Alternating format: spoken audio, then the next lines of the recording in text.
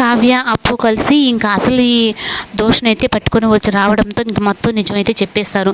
ఇంకా అనామిక ఇంకా తప్పించుకునే ప్రయత్నం లేకుండా ఇంకా అనామిక నోటితోనే కోర్టులో మొత్తం నిజం చెప్తుంది. అప్పుడు సామంత్ అయితే నా దగ్గరికి వచ్చి నువ్వు ఇదంతా చేసింది నీ వల్లే కదా, ఇప్పుడు నా పొరుగు పోయింది, అలాగే ఇప్పుడు వాడు కానీ దొరికి కానీ ఉండుంటే ఇంకా నేను జైలుకి వెళ్ళాల్సింది, అసలు నువ్వనే దాన్ని లేకుండా ఉంటే అని చెప్పి నన్ను చంపడానికి వచ్చాడు, అప్పుడే నేను ఇంకా చంపే ప్రయత్నంలోనే తనని కొట్టాను, అప్పుడే ఇంక పడిపోయాడు, ఇంక ఎలా అయినా రాజు మీదగా నేను కక్ష తీర్చుకోవాలి రాజు కుటుంబం మీద అని చెప్పి అనుకొని ఇంకా అనామిక అలా చెప్తూ ఉంటే ఇంకా కోర్టులో ఉన్న వాళ్ళందరూ అయితే పెద్ద షాక్ అవుతారు.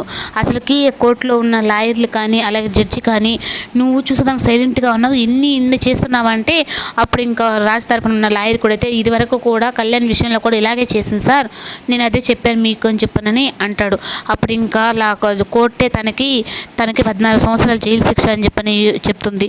ఇంకా అనామిక అయితే బయట వచ్చిన తర్వాత నేను ఇలాగే వదిలిపెడతానని చెప్పని అనుకోకండి, ఏదో విధంగా మళ్ళీ మిమ్మల్ని నాశనం చేయడానికి నేను తప్పకుండా వస్తానని చెప్పనని కావ్యకి రాజుకైతే వార్నింగ్ ఇస్తుంది. ఇంకా అందరూ బాగున్నారు అని చెప్పి అనుకున్న సమయానికైతే ఇంటికి వచ్చేసిన తర్వాత రాజు కూడా అయితే ఇప్పుడు అన్ని సమస్యలు తీరిపోయినాయి అని చెప్పి అనుకుంటున్నాం, మళ్ళీ ఏదో ఒక సమస్య వస్తుందని ముందుగానే రుద్రాణి అయితే అంటుంది. ఇంకా రుద్రాణి అన్నట్టుగానే సమస్య అయితే రాజుని వెతుక్కుంటూ వస్తుంది. అది ఏ సమస్య అని చెప్పనంటే అనామిక మళ్ళీ రూపం మార్చుకొని రాజుని నాశనం చేయాలని చెప్పని మళ్ళీ కొత్తగా వేషం వేసుకొని వస్తుంది.